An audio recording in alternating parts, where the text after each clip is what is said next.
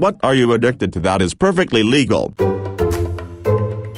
I wondered if this one would be here, and I'm not disappointed. I think I'm becoming addicted to being praised, specifically by my boss, though I try my best not to let it show. Something about being noticed and praised by them makes me feel better than it should. I know being praised is a nice thing, but I'm getting to a point where I try to avoid my boss because I can feel myself obsessing over it a little.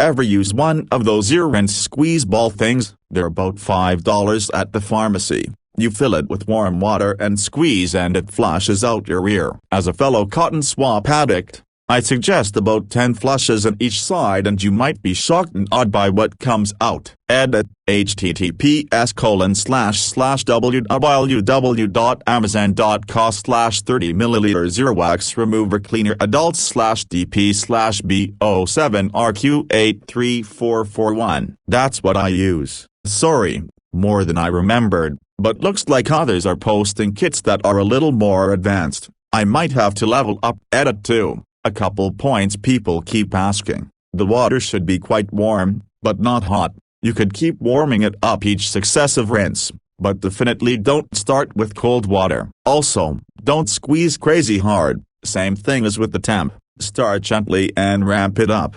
I don't jam the end of it in too far either. Use the first couple attempts to dial all these things in a bit, starting by erring on the side of caution. If you're hesitant or unsure because of different ear issues, maybe go in and ask an expert to do it for you. At least then you'll have a better idea how it all feels. Edit 3. That's not an affiliate link. I've had a few people comment and message about it. I just searched for the product on Amazon and pasted one of the first links that showed what I use.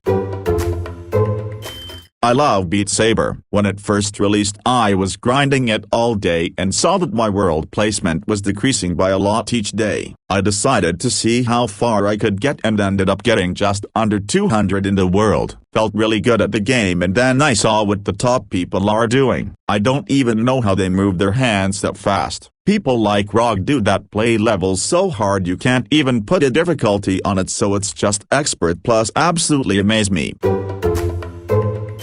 I saw a spin on a motivational poster here a couple of weeks ago. To paraphrase, because I didn't save it, we are apex predators. Look at a lion's behavior, then look at that of an ant or a bee. We were not born to behave like ants or bees. Don't feel bad for wanting to lay around, then maybe hunt and eat, then maybe fuck, instead of working furiously every waking moment. That's not your nature. I don't know how truly accurate it is, but I like the idea of it. Yeah, this is the one I most relate with. I've been finding myself staying up later and later, and I hate it. Lately I've been getting to sleep around 7-8 am. I take care of a parent all day. At night when they're in bed is the only time I have to myself to just focus on whatever it is I want to focus on. It started with me staying up until 2 am. Then 3 am. 4 am. And so on. I keep telling myself I'll go to bed earlier, but when it actually comes time to do that, I just want to stay up longer and longer, just because the lack of anything going on is so nice. Edit: I didn't expect this to get so much attention, so I'll just give a disclaimer that my intention with this wasn't to complain, so much as to commiserate with someone on the feeling of being addicted to late-night solitude. Since I didn't intend to go into much detail about the help I give, and just described it as taking care of a parent all day, I get why some people are confused as to how I can go to sleep as late as 8 am and still help them, so I'll talk about that a little more. For starters, 7-8 am is the worst my schedule gets, and that's what it has been the past few days, but it's not the norm. I'd say on average I get to sleep around 4-6 am. And wake up around 9-10 am. My mom has cerebral palsy. She is wheelchair bound, but can still do quite a bit on her own. So, it's not like I'm by her side 24/7, helping her with simple things like moving room to room, or anything like that. But I am available to her all day as she needs me. I get her in and out of bed, prepare meals, take care of laundry, take her to appointments, stuff like that, and anything in between that she might need help with throughout the day/week/month/year. There are still things she can do on her own. For example, if she just wants some food that doesn't require any prep, like some yogurt or cereal, she can get it out of the fridge, pantry on her own if it's in her reach. So, there are really only 2 times per day that she will always, without a doubt, require help: in the morning after waking up, and at night when going to bed. I also make dinner for her basically every night. Between all of that, I do have time for midday naps, which I've been taking very often lately. However, there's no guarantee that I won't be woken up from those. So long as she's awake, there's no guarantee I'll be able to sit down and focus on anything for an extended period. I am always keeping an ear out for her in case she is trying to get my attention, be it casually mentioning that she needs help with the TV, or yelling for me that her wheelchair is stuck on something in her bedroom. That's a huge part of the appeal of nighttime for me. I can actually just sit down and listen to music without worrying about not hearing her calling for me. For example, during the day, there are no guarantees that I'll have long periods of free time without her requiring help. But at night, I do have that guarantee, barring some very rare circumstances, and that's what makes the nighttime so appealing.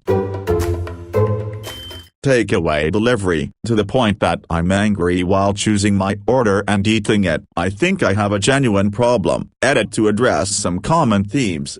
Takeaway delivery is not oxymoronic in my dialect. It's a perfectly common phrase meaning a takeaway meal that has instead been delivered. In British dialect, a takeaway refers to the type of eatery, not necessarily the manner in which you receive the food. In my particular circumstance, I'm referring to weekday lunches. I already get a combination of HelloFresh and groceries for dinner, and I'm a perfectly good cook. I appreciate the suggestions, but any suggesting I simply learn to cook are pretty moot at this point. I become aware this sounds a lot like binge eating disorder. I'll be looking into it and getting professional help if I need to. Quite a few people have indicated they'd like a subreddit for group support for this kind of issue. I find it really hard to believe that one doesn't already exist, but if I can't find one, I'll make one and invite those who have indicated interest. Thank you for all the kind, genuinely useful and heartwarming comments. It's nice to know I'm not alone and not destined to live like this forever. The shitty thing is it's not even that good. I feel like 80% of the time I order food delivery, it's not nearly as good as I was expecting. Temperature's weird, saggy, shaken up, or just makes you feel disgusting because you're eating it on your couch instead of in a restaurant. It's always underwhelming. Edit. One more massive downside that I hate is the amount of plastic waste that you always have when you order takeout. It's one thing if you're ordering fast food and it's just in a bag, but if you order from an actual restaurant, they're likely going to package your food in those single-use plastic containers. It just feels so wasteful to throw all that away. I know you can reuse them, but I already have an entire cabinet full of mismatched Tupperware, as I'm sure everyone else does.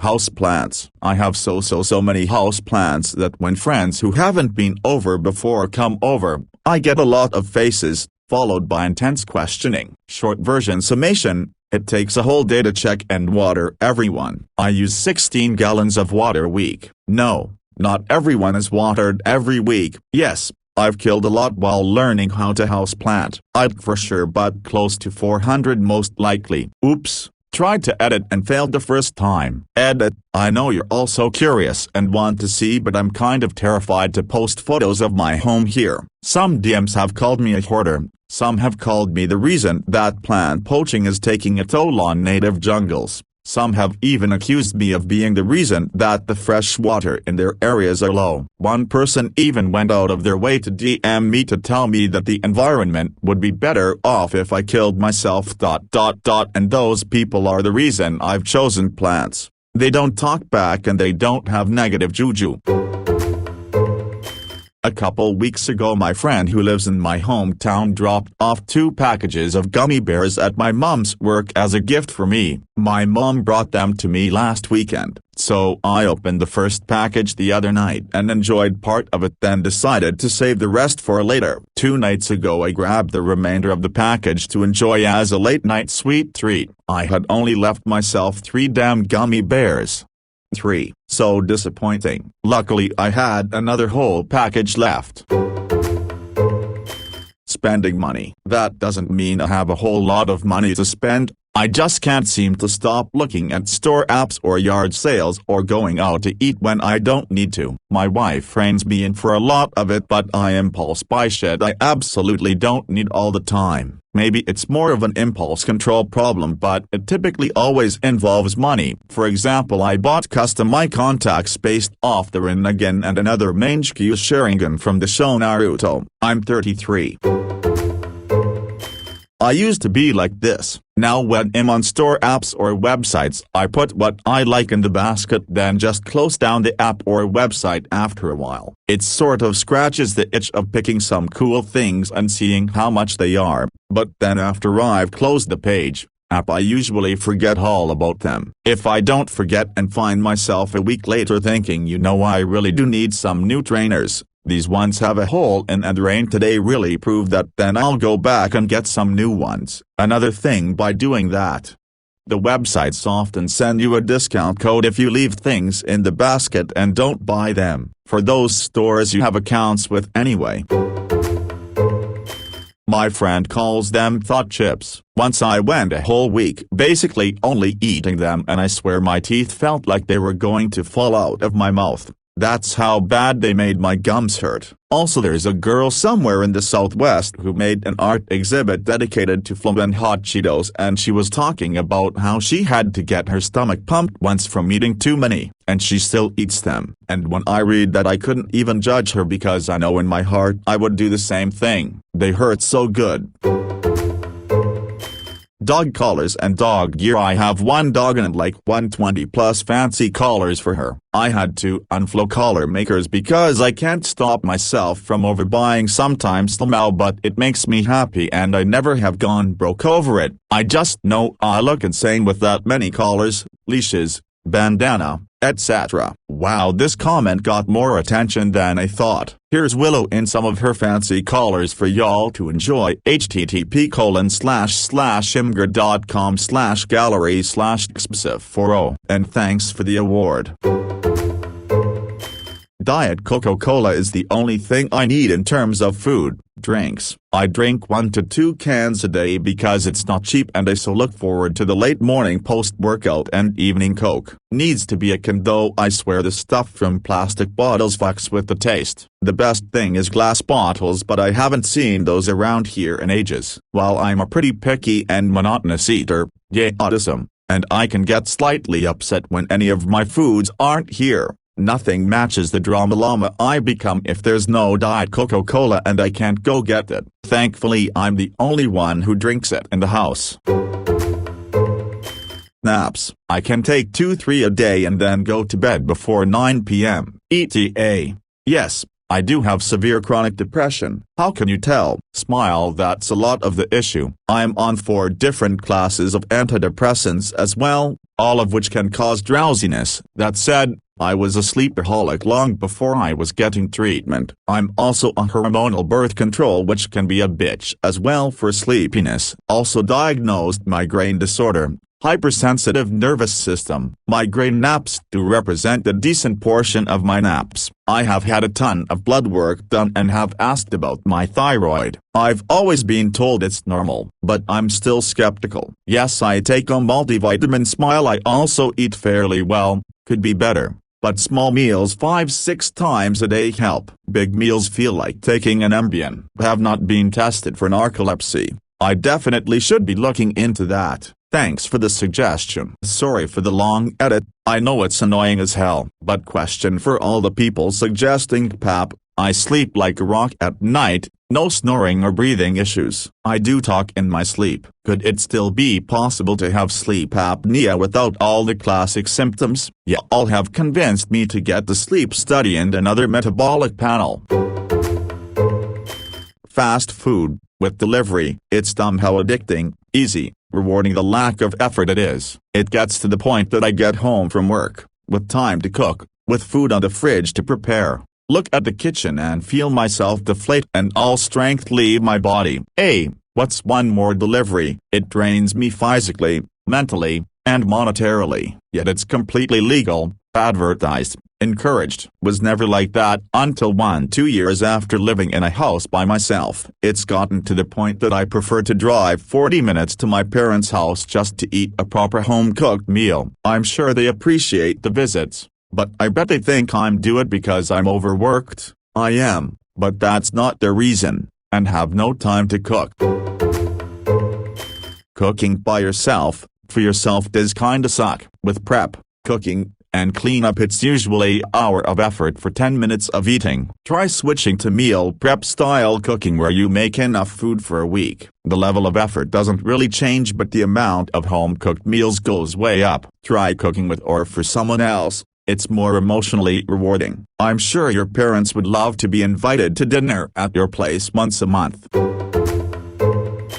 I love how half the replies are people telling you how it's not a good idea or saying how an alternative is better. Like bitch, we know that. That's half the problem. We know it's cheaper to cook for ourselves. We know the added fees are stupid. We know cooking for yourself is usually healthier. We know there are alternatives like meal prepping. It's just so much easier to go on Grubhub, DoorDash, Uber Eats and order something tasty that just shows up at your door, with no prep and almost zero cleanup. Signed, another who orders delivery way too much and can't stop. I've literally just decided to not eat dinner on weekdays since I kept ordering delivery and I'm trying to lose weight anyway. I've tried to limit myself to once a week, usually Friday night to celebrate surviving another week. I take my Adderall as prescribed, and only 30 milligrams per day. Smoking weed doesn't seem to slow me down or stop the Adderall honestly, but I also only take single hits of weed every few hours. I don't smoke a whole bowl and blast off into space like I used to as a kid. I just sort of take a little bit of everything now and enjoy the mellow combination. However, if I was eating like 300 milligrams plus of Adderall, I would definitely be avoiding weed tongue, but nah, those days are over. I do as I'm told and enjoy what I have. I too can attest to the addictive nature of fanfiction. The tagging systems make it far too easy to find fics that fits your taste. You spend an evening exploring a fanfiction site and playing with its search engine and end up adding 100 fics to the read later list that'll take you an estimated 2 years to read. I personally took it one step further and started collecting physical copies of popular fanfics. Sometimes it's the authors themselves who run crowdfunding campaigns to produce small print runs of maybe 100 books. Sometimes the fans get together to organize larger runs of 1,000 books or more. I find it fascinating and absolutely amazing. Playing with my macaw, not a euphemism. I've had her for about a year and I just love the shit out of her. She's beautiful, sweet, loud at times but not too bad. I've never had such a loyal animal and I love playing with her and taking her out on free flights. When I come home from work, I'm immediately met with so much love and affection from both my wife and my macaw. Her name is Mary. It's just the best and I'm at a point now where when I'm at work, all I want to do is come home and be with my family. I used to be an avid video gamer and went down a path of unhealthiness, but ever since I got my bird, I've been going hiking and bike riding with her. It's the best. I'm right there with you, friend. I'm battling food addiction while trying to recover from complex PTSD. Eating something, especially something salty or sugary, it lets me feel something besides anxiety, anger, sadness, and a lot of other unpleasant feelings. It's a short dopamine kick and I crave it all the time. I made a goal of reducing my weight before my 40th birthday in October. This has helped me gain some self-control and discipline. However, it's also made me very unhappy. I've taken away the one thing that makes me happy right now, so I'm in a very bad place. And thanks to my PTSD I can't even make myself reach out to the people I love and ask them to help me. 11 years of smoking and I finally went to vaping. 2 years of that and on to nicotine gum, lozenges. 1 year on the lozenges and hopefully I'm fully done soon. Best of luck. If, when you finally decide to try to quit, don't beat yourself up. The process can take forever, but looking back on my pack-a-day smoking, 5-6 lozenges per day ain't shit, and I've come so far. I get cranky without the lozenges, but my lungs are recovering and I can hike, bike all day again, so my quality of life is recovered. I'll tell you my addictions: PC, internet, phone, technology in general, really, sugar, chocolate, all things sweet, programming, sim racing, gaming since the 80s. I spend copious amounts of hours doing these things, all day, every day, since I can remember. 14 hours gaming on a Saturday? Sure. Coding until 6 a.m. then 3 hours sleep until work. Do that every week. Leave the house once a month for shopping, if that. Otherwise I'll get a grocery delivery. I'm 36. You know what's the correct name for that? Lifestyle. People say it's bad for me to stay in my house so much, to be so sedentary, to eat so much chocolate, and sure, I'm spending a bit with my teeth, and I need to stretch frequently otherwise my back hurts, but I'm on a healthy weight, blood tests are okay, and most of all, I'm happy. I don't shame anyone for their lifestyle choices. And the busybodies who shame me for mine are not people I want to be around. I'm an adult, made my own choices, built my career using my hobbies as a base, and I advise you all to seriously stop listening to others and do your own thing.